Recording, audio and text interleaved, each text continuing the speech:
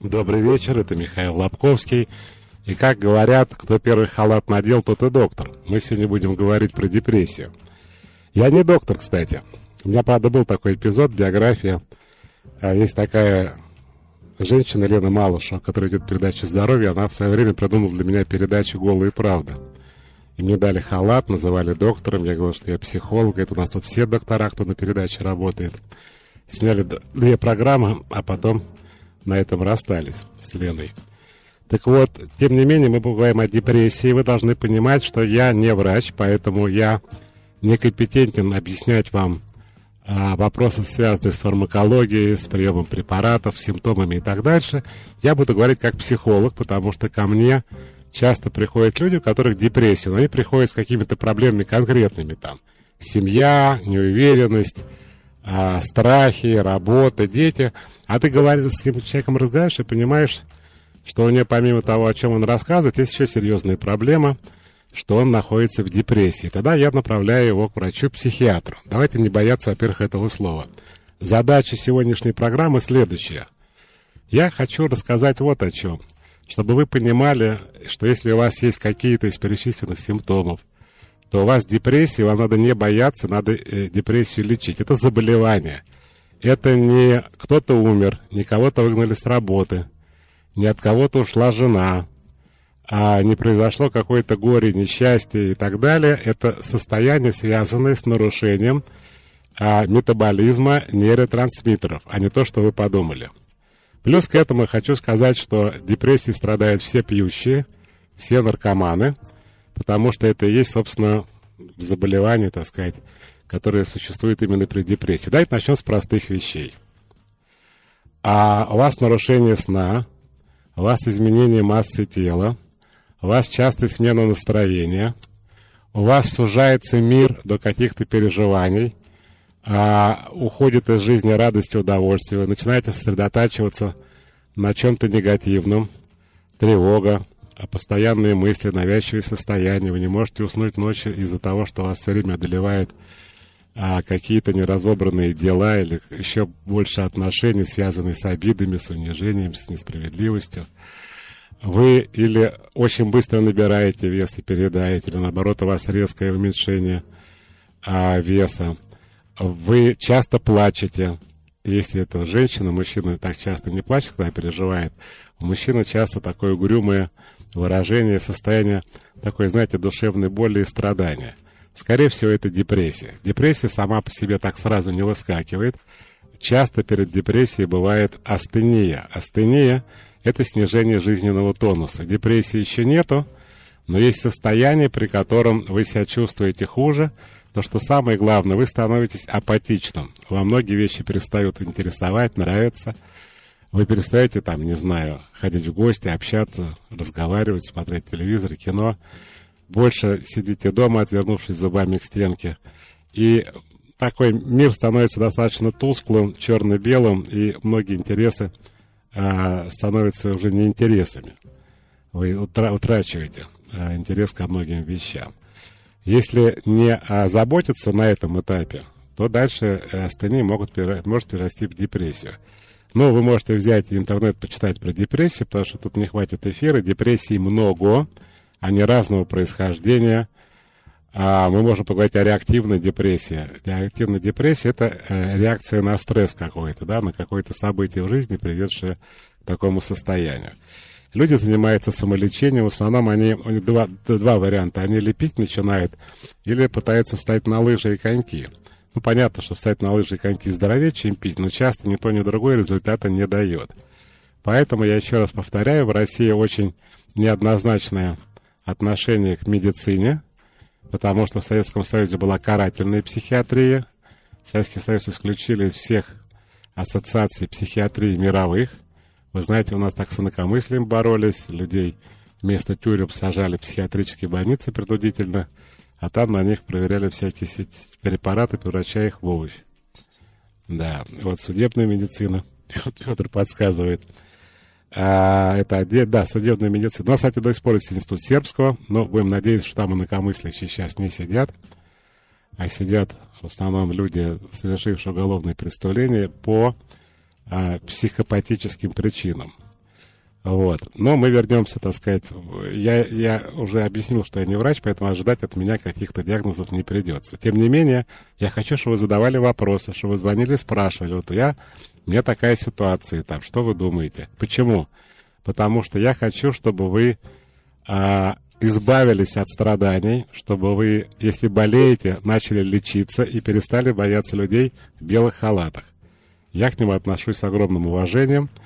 И в свое время у меня тоже были депрессии. Я ходил к психиатрам как на работу, принимал антидепрессанты и совершенно спокойно к этому отношусь. Сейчас, слава богу, у меня ничего нету. Тьфу-тьфу.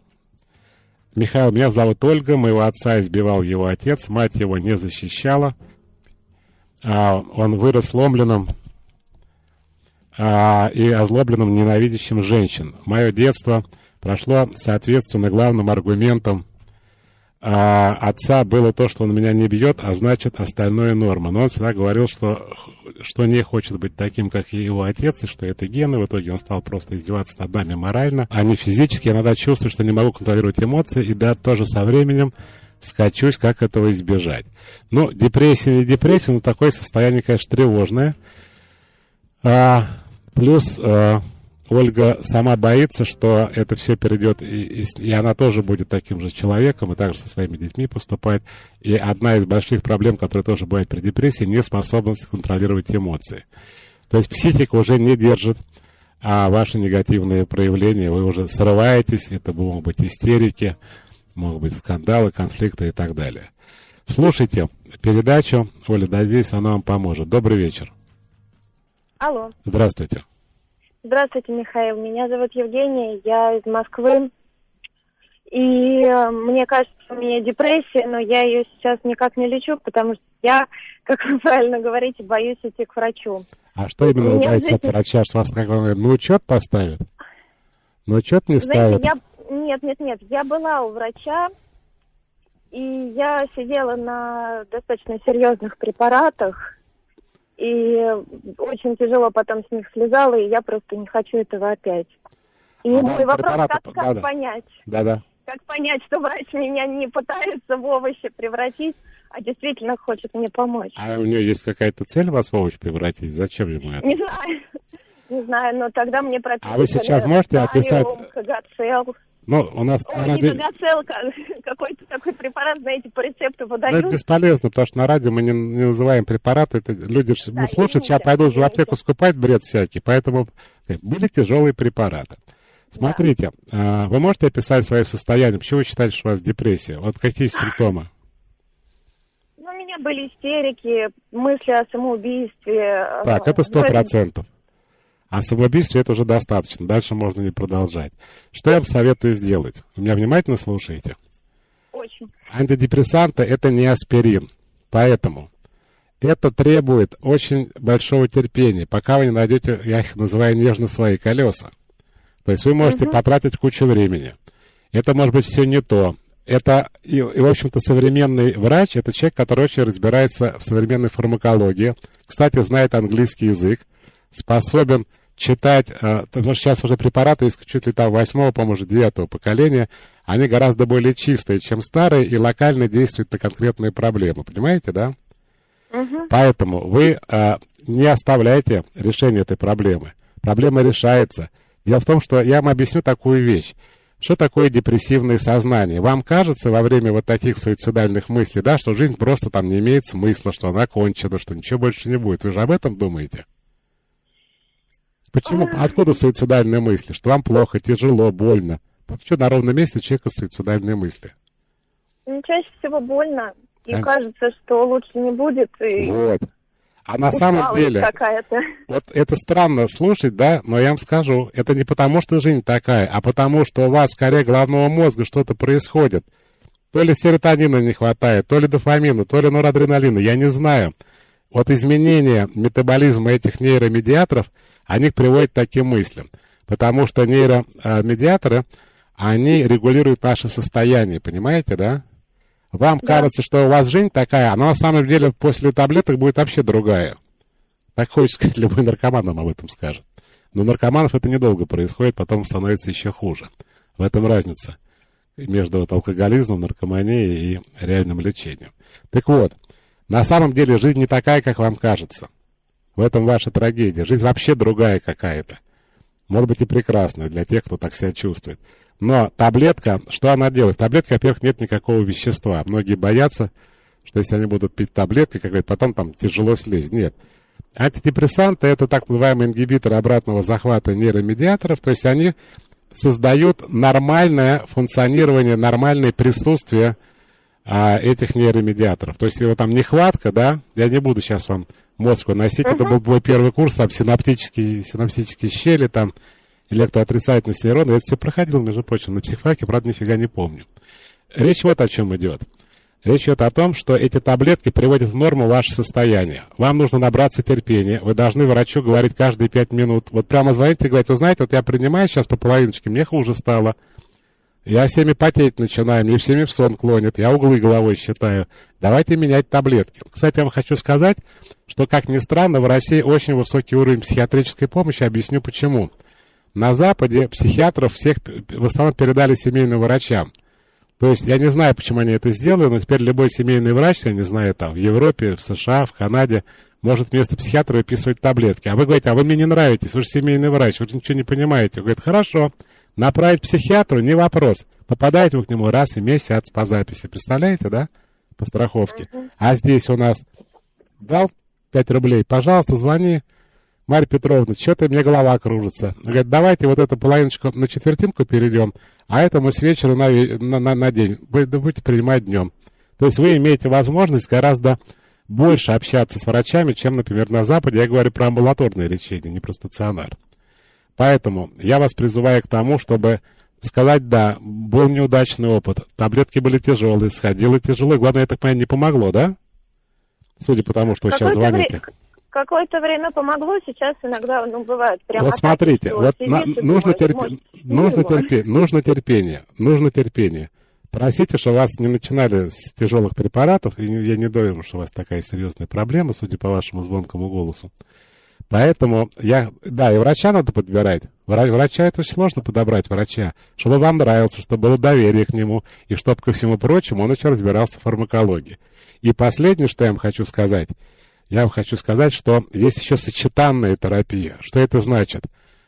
Это когда вы после врача еще и с психологом общаетесь. Добрый вечер. Как вас зовут? Меня зовут Лилия, мне 24 года. Михаил, у меня вот вопрос по поводу моего состояния. Я хотела бы, чтобы вы мне подсказали, депрессия это или нет, и как с этим бороться. Давайте. У меня дело в том, что последний, наверное, год у меня непрекращающиеся мысли относительно прошлого и того, как я могла бы сделать и как я могла бы поступить, чтобы сейчас жить по-другому. То есть, как, допустим, я могла бы в институте начать встречаться с тем мальчиком, как я могла бы, например, в институте там не уходить после 2-го курса, а продолжить учебу. То есть постоянные вот эти мысли о прошлом, о том, что я упустила все свои возможности, при этом как бы мне не очень помогают мысли о том, что это прошло, и уже ничего не изменить. Я постоянно живу в прошлом. Вы знаете, это есть такие элементы депрессии, есть такая мысль, что люди, которые живут в прошлом, у них депрессия, люди, которые думают о будущем, у них тревога, а здоровые это те, кто? Кто живет настоящим. В этом смысле проблемы есть. Я бы не стал диагностировать, конечно, как депрессию, но у вас есть навязчивые мысли, это 100%, это бабки не ходи. Вы, собственно, про них и говорите. И проблема в том, что вы не получаете от жизни удовольствия, вместо этого вы находитесь внутри своих переживаний. Вы все время думаете о том, что если бы я поступила так, то это было бы так, а если бы вот так, то это было бы вот так. Это просто проблема. Но, помимо всего прочего, есть другая проблема, не депрессия. Это называется вязкость психики. То есть вы садитесь на любимую лошадь и долго не можете с нее слезть, как я понимаю, да? То есть вы подолгу начинаете пережевывать одну и ту же тему. В любом случае, вы можете начать с психолога. Если психолог квалифицированный решит, что это не его компетенция, он должен честно отправить вас к психиатру. Вот что я могу на это сказать. Кстати, вопросы про психологов. Елизавета из Екатеринбурга спрашивает. Добрый вечер, Михаил. Есть проблемы с самооценкой и признаки депрессии. Хочу обратиться к психологу, подсказать, как найти хорошего, на что обращать внимание при выборе психолога, как понять, что психолог тебе подходит. После какой консультации заметен эффект. Рассказывай, дорогая Елизавета. Ну, во-первых, у нее должно быть какой-то нормальный бэкграунд. У нее должно быть образование вменяемое. То есть он реально должен иметь психологическое образование, а не быть, например, гинекологом. Второе, у нее должен быть хотя бы какой-то опыт работы, потому что студенты, они друг на друге тренируются обычно, когда учатся. И третье, вы должны в процессе общения почувствовать себя комфортно с ним. Он не может вас напрягать, он не может вам говорить какие-то такие тяжелые вещи, от которых вы там краснеете, белеете, опускать вас, критиковать и так дальше. Вам должно быть с ним просто хорошо, приятно общаться. А теперь последний вопрос. После какой консультации заметен эффект? Вы можете взять какую-то, незначительную, не знаю, там, месяц хождения с расчета там раз в неделю, и вы должны, конечно, это мое мнение, психоаналитики мне сейчас тут же плюнут в рожу, потому что они предлагают обычно лет 5 походить по 3 раза в неделю. И то могут в конце сказать, мы еще года 2-то не доходили. Но я не разделяю такой точки зрения. Я считаю, что вы должны хоть какие-то изменения, хоть какую-то минимальную динамику, я не знаю, ощущение поддержки, ощущение, что у вас жизнь меняется к лучшему, почувствовать, я бы сказал, и после первой встречи, и после второй, и уж тем более после месяца. Вот это мое мнение. Потому что это, должен быть результат, потому что история о том, что вы будете 20 лет ходить, а в конце вам будет счастье, можно не дожить просто до этого состояния. Поэтому я за то, чтобы это было в какое-то приемлемое время видно. Но у людей бывают разные проблемы, и окончательное решение проблемы вряд ли, конечно, за месяц произойдет. Это потребует большего времени. Но динамика должна быть по-любому. Как будто вы, например, у вас там конечности парализованы, да?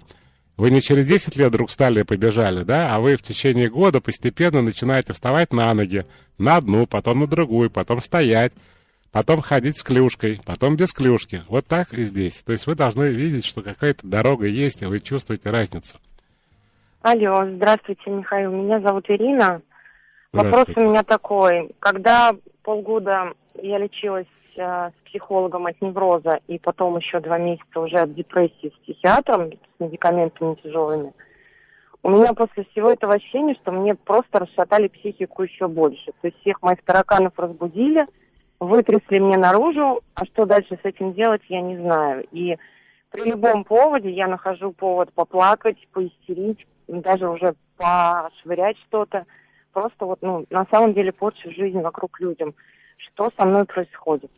Вы знаете, я думаю, с вами происходит то, что, во-первых, не получили ожидаемую помощь от врачей, и от психолога, и от психиатра. И поэтому, как вы правильно сказали, вам расшевелили все это. Обычно, опять же, аналитически ориентированные психологи, там детские психотравмы всякие, да, и потом гештальт этот не закрыли. То, что касается лекарств, я вообще ничего не могу сказать. Видимо, терапия была просто прервана, я не знаю, вами, может быть. Короче говоря, все разочарованы. И очень многие люди, именно как вы, формулируют, что я пробовала, мне только хуже от этого стало, и тем более мне сейчас опять плохо, а я никому не верю, я не верю, что мне можно помочь, я уже пытался и так далее. Это самое. И поэтому я не лечусь вообще. Друзья мои, имейте терпение. Это первое. Найдите своего врача и своего психолога. Это второе. И третье. Не будьте такими бессловесными. Я понимаю, у нас у всех огромный пиетет, особенно перед врачами. Тут недавно я пошел такой дурацкий анализ сдавать к урологам знакомым. Там такие 2 чаши белые, одна под другой. Писаешь верхнюю чашу, а под нижней чашей такой чек выходит с напечатанный, как ты хорошо пописал или плохо. А мне врач говорит, Леня говорит, слушай, ты как-то плохо пописал. Я говорю, да вы же в белых халатах, и меня вообще напрягаете. Я тут вообще странно, что вообще вас тут пописал. Он говорит, надо переписать. Все никак не дойдут. Уж я вам хочу сказать, если вы чувствуете, что вам не помогают препараты, или вам хуже становится от препаратов, головокружение, сонливость, тошнота, у них очень много побочных, треморы и так дальше. Ну, скажите об этом врачу. Если врач говорит, так, батенька, потерпите еще недельку, не надо терпеть еще недельку. Препараты бывают, антидепрессанты, они все пролонгированного действия. Что это значит? они накапливаются. То есть реальные действия препарата можно понять не раньше, чем через 10 дней, а то и 2-3 недели. То есть пока препарат накопится и начнет действие, должно пройти время, что его, собственно, отличает от упомянутого же аспирина. Поэтому, если вы чувствуете, что препарат не помогает, терапия не помогает, зачем вы ходите, тратите время и деньги, себя мучаете? Поменяйте врача, поменяйте психолога.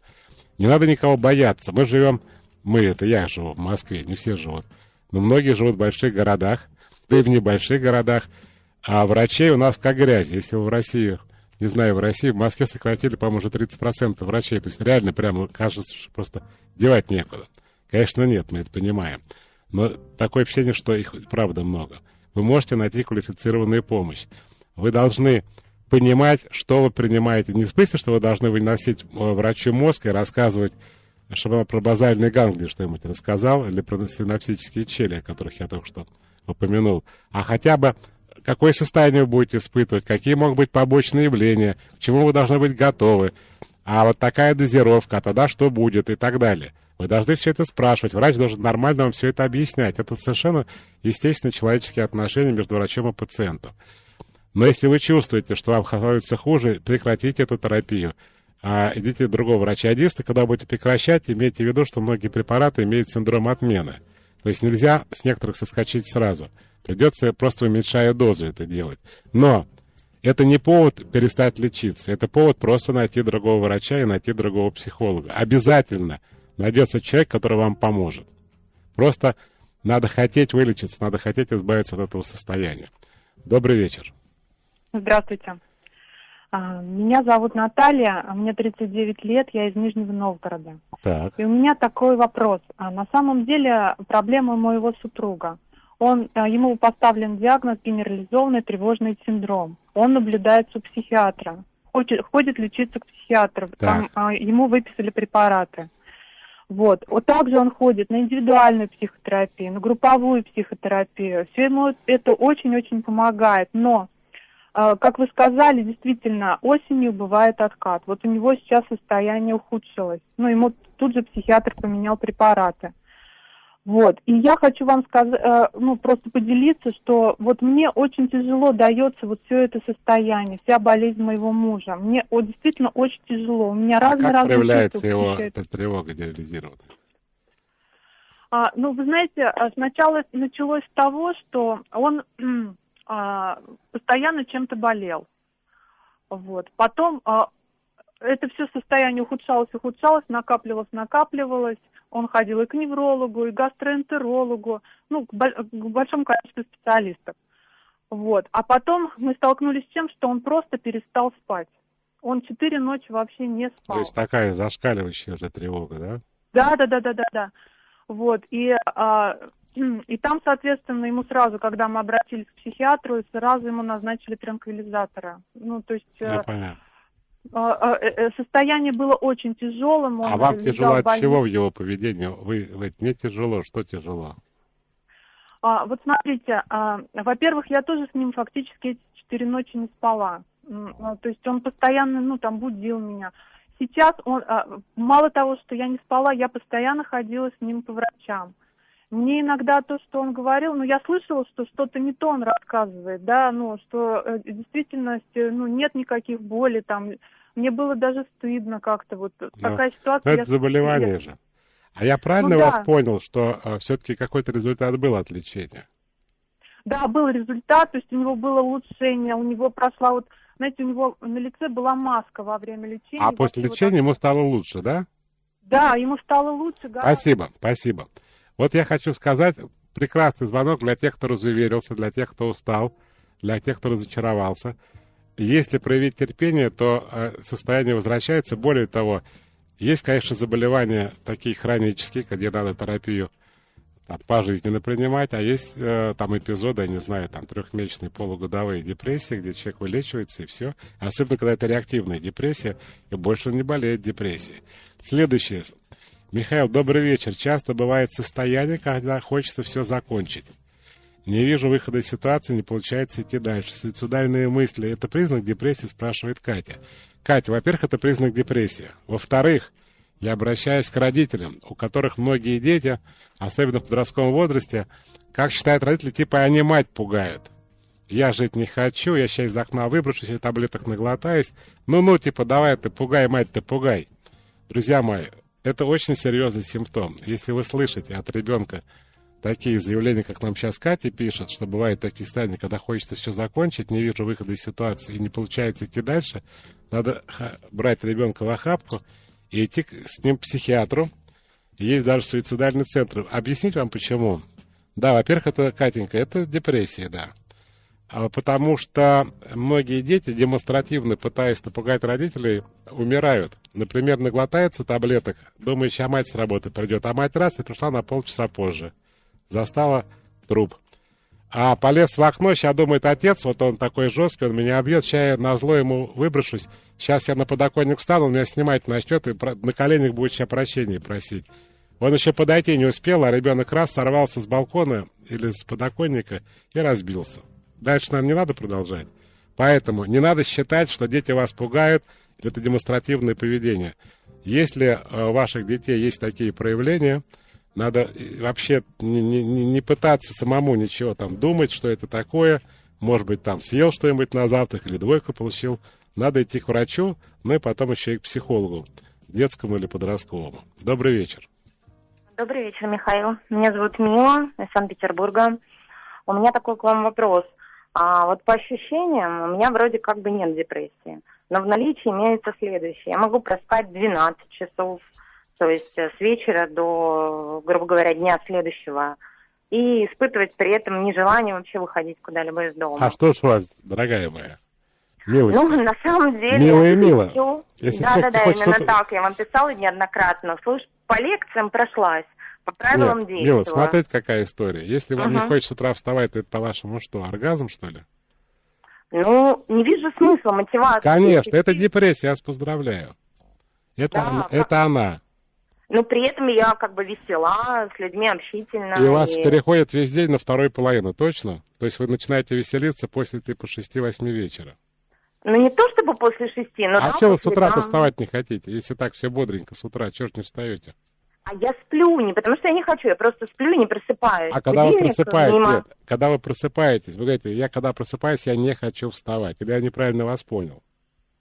Нет, не то чтобы не хочу, просто не встается, то есть я не просыпаюсь, я сплю вот 12 часов. Нет, то, что касается во сне, как в том анекдоте, когда в Одессе приходит женщина на базар, говорит, сколько ваша рыба стоит? Говорит, да вы что, говорит, она же вас воняет. Она еще мертвая, говорит, да нет, она спит, а вы что, себя во сне контролируете? Поэтому тут речь не об этом идет, что вы спите. Это вообще не ко мне, и не психиатру, это может сомнологу только разобраться. Я о другом сейчас говорю. Может, у вас, кстати, еще давление понижено? Оно у вас пониженное? Ну, в общем, наверное, да. Но я еще потеряла килограмм достаточно, ну, там, при разрыве невротических отношений, я потеряла там 5 килограмм, их не могу набрать. Ну, вот ситуация ровно такая. Нет, то, что мы спим по 12 часов, это вообще, ну, какие-то, видимо, еще специалисты, я вообще мне нечего по этому сказать. А вот то, что человек не хочет проснуться с утра, то, что человек уже проснулся, и он не хочет вставать. Почему? А он ничего нехорошего не ждет от этого дня. Он пока спал, ему было более-менее как бы комфортно, спокойно, может, сны какие-то снились. Он был сам в себе. А вот выходить в мир, который полон тревог, тяжестей, неприятных ожиданий и так дальше, он не хочет. Я вас именно так понял, что вы просто, когда просыпаетесь, не хочется вставать, поэтому депрессия это, тогда это депрессия. И, кстати, у людей в депрессии, у них весь, как сказать, у них весь день смещен на ночь. Ну, на ночь, на вечер и так далее. Ну, классический пример, наш незабвенный вождь Иосиф Виссарионович, который ночью устраивал заседание Политбюро. Это классическая депрессия. Страхи, а у него тоже были страхи и параноидальные проблемы, это одно из проявлений.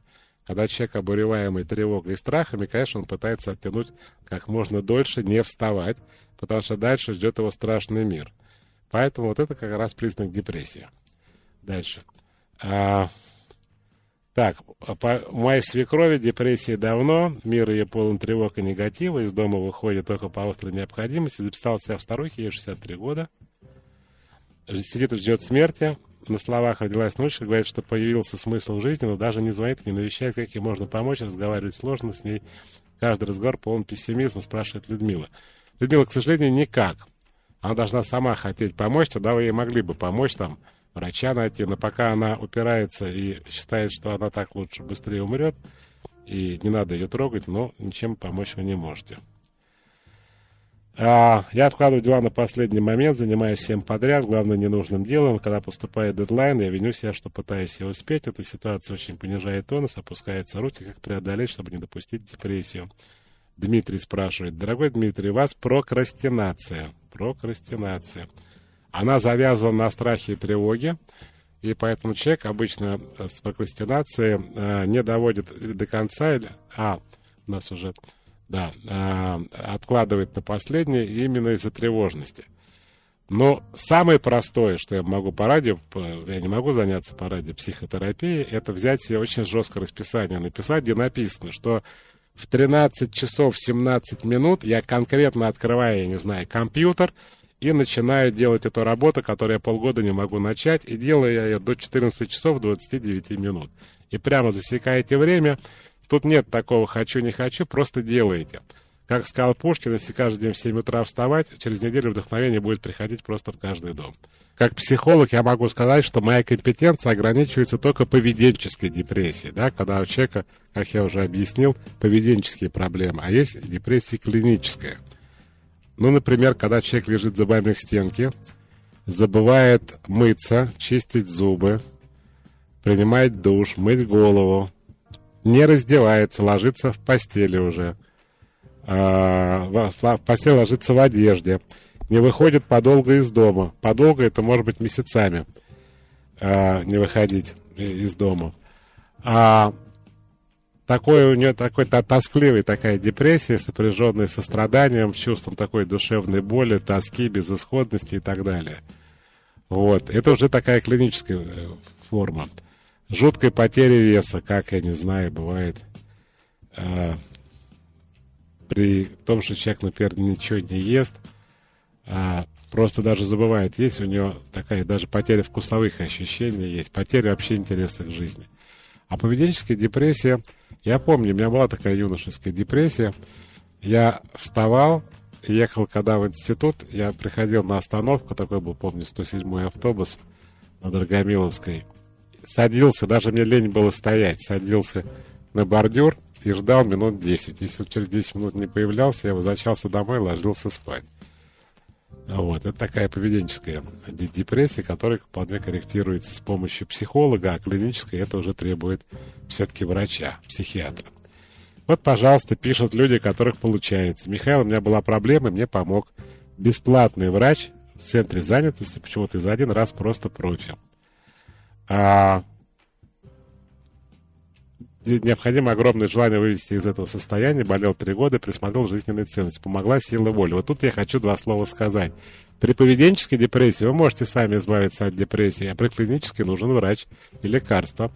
Потому что нарушение метаболизма серотонина и допамина это не то, что вы сами себя в руки взяли. Это уже требует препаратов, как я уже сказал, ингибиторов обратного захвата этих нейротрансмиттеров. А если вы, например, чисто, знаете, выгорание на работе, да, постоянный конфликт, стресс, от которого организм просто уже начинает буксовать и выдает такие истории про апатию, астению, понижение тонуса. Тут вы можете, как говорится, бросай курить, вставай на лыжи. Добрый вечер. Вечер. Меня зовут Ольга, и вопрос у нас такой. Мы с мужем работали и работаем в настоящее время в большой крупной компании нашего города, но в связи с кризисом компания как бы разрушилась. Сейчас мы продолжаем там работать, но очень маленькую зарплату нам платят. И у нас с мужем в связи с этим, как нам кажется, депрессия. То есть мы перестали общаться с друзьями, когда общаемся только с семьей. Не интересуют вещи, которые раньше интересовали. Но муж не хочет. То есть я понимаю, что это депрессия, но муж не хочет медикаментозно решать вопрос. А вы думаете, что вам требуются уже медикаменты? Ну да. Вы знаете, вот то, что вы рассказываете, я не очень понимаю, что Ну, например, такая проблема с работой, да, но можно же там найти другую работу, переехать в другой город, вариантов много. Вот это я называю депрессивным сознанием, когда человек не принимает ситуацию и не меняет ее. Добрый вечер. Может ли у молодой женщины возникнуть депрессия вследствие того, что нет любовных отношений, никогда не было? Возраст 28 лет, спрашивает Лилия. Конечно, Лилия. Это не совсем нормально в 28 лет не иметь секса. Притом никогда. У моей матери депрессия, связанная с возрастом, мне 56 лет, тем, что жизнь ее круто изменилась в худшую сторону. Она почти всегда всем недовольна, но она никак не понимает, что дело только в ней, и как обратить на этот факт. Никак. Разной степени депрессии есть? Есть. Кстати, отдельная тема – это пострадовая депрессия. Это очень тяжелая тема, когда женщина рожает детей, не испытывает к ним никаких чувств, это в лучшем случае. А в худшем случае еще агрессию испытывает. Друзья мои, время подходит к концу. Хочу сделать некий итог. Во-первых, не спускайте так на тормозах, если вам плохо. Если вы чувствуете, что вы находитесь хотя бы в апатии, что вам все скучно, неинтересно, мир сузился до каких-то переживаний, это повод обратиться хотя бы к психологу. Имейте терпение и меняйте психологов и врачей. Если эти вам не помогают, возьмите других.